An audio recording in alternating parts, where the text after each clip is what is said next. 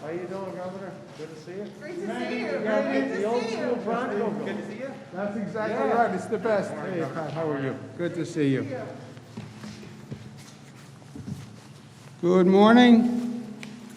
It's a pleasure to be with my colleagues who made it out this morning. Good for them. County Executive Pat Ryan, thank you very much. Thank you for the quick response and the partnership today. We have Mayor Steve Noble, who's the mayor of Kingston. We have Marie-Therese Dominguez, who is our Commissioner of New York State Department of Transportation. Matt Driscoll, who is the Commissioner of the New York State Thruway Authority. It was a pleasure with that cashless tolling. Good for you. 427 miles of cashless tolling.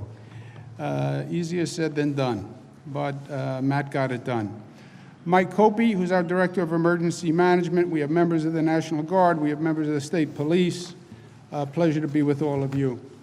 Newsflash, it snowed a lot in New York State.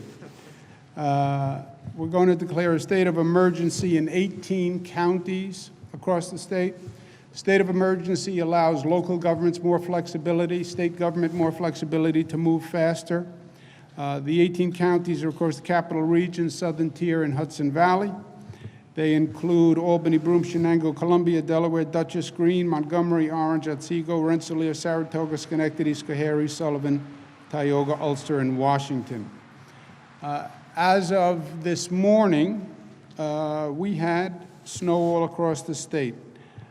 Here in Kingston, we had about 15 inches, Albany about 21 inches, Binghamton, in some place 2.5 feet in the southern tier in Binghamton. New York City about 3 to 4 inches, Long Island about 4 to 6 inches. The Department of Transportation, the Thruway, have done an excellent job in getting equipment out. Ulster County, the city of Kingston, likewise, they've done a great job. But we expect another 4 to 5 inches coming down before the storm leaves the state at about 1, 2 o'clock this afternoon. We have thousands of pieces of equipment out, 2,000 snow plows, 478 loaders, 3,500 Department of Transportation and Thruway personnel out. That's without county personnel, city personnel, town personnel. So there are a lot of people working very hard today to clear those roads. If you do not have to be on the roads, please don't travel today. First, it is dangerous. The roads are dangerous, especially a lot of the local roads are very dangerous. And second, the people who are trying to do the plowing and clearing the roads, the traffic is an obstacle to that. So let them do their job and let's do it safely. We have about 9,100 power outages that we are working through right now. We had about 600 automobile accidents, and we had about 2 fatalities. So it is a serious condition, and again, stay home if you can. We're looking at total snowfalls when all is said and done. Albany about 21 inches, Binghamton about 30 inches, Kingston here should be just at about 15 inches. Buffalo got a break, about 2 inches. North Country got a break, about 3 or 4 inches. And New York City did not get hit that badly. Manhattan, about 3 inches. Staten Island, about 4 inches. Long Island, 2 inches in Riverhead, 5 inches in Stony Brook. So it's really those 18 counties that we talked about. Let me also talk about the COVID update for today. Today's day 292, believe it or not, of dealing with COVID. 292 days. We did 200,000 tests yesterday.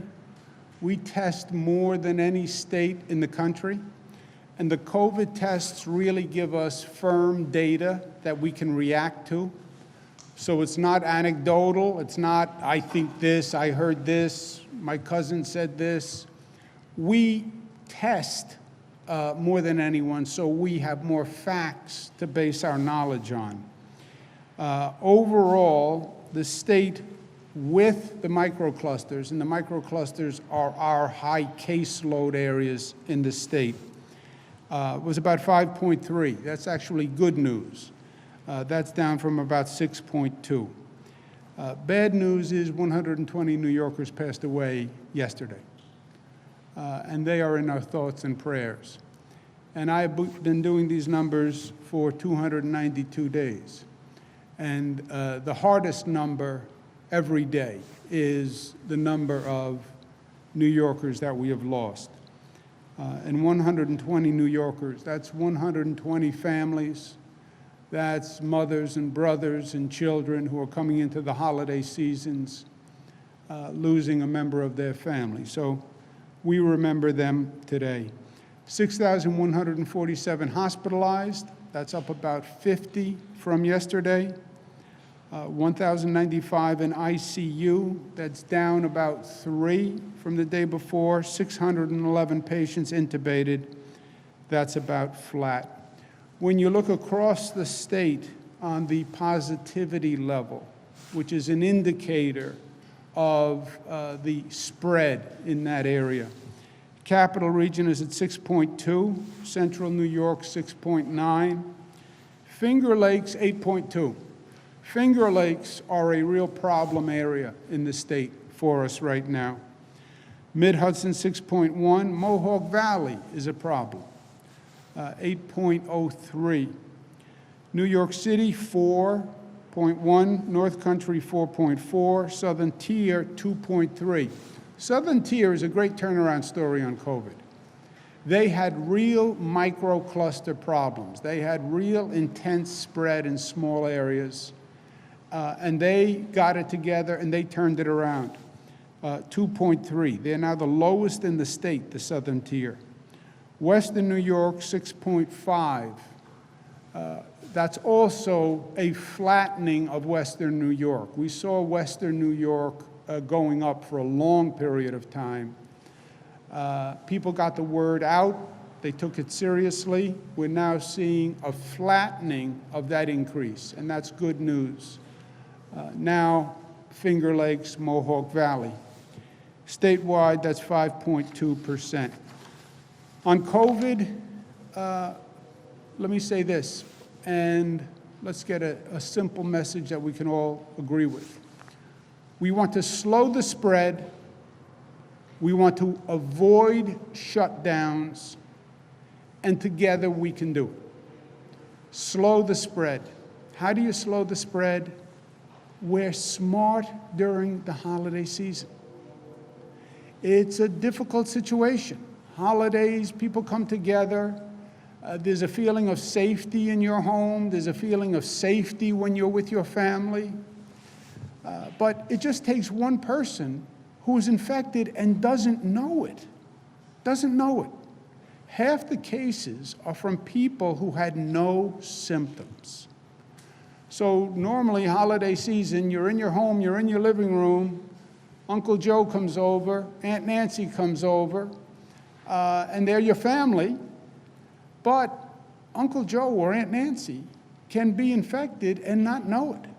And you sit at a table and you have a nice meal and you have a good conversation, and the next day you could have issues.